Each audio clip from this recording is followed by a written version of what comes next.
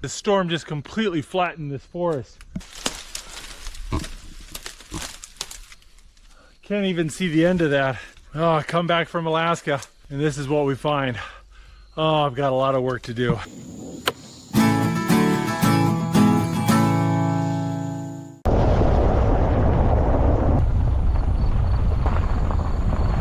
Well, we've been traveling and filming a lot this year, so it's been almost 9 months since I've been on this property, and the road has absolutely been swallowed up by vegetation.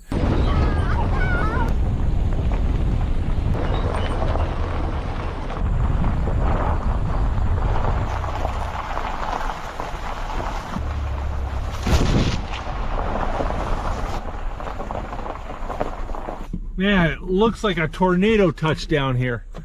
Oh my goodness. This is where we parked the trailer.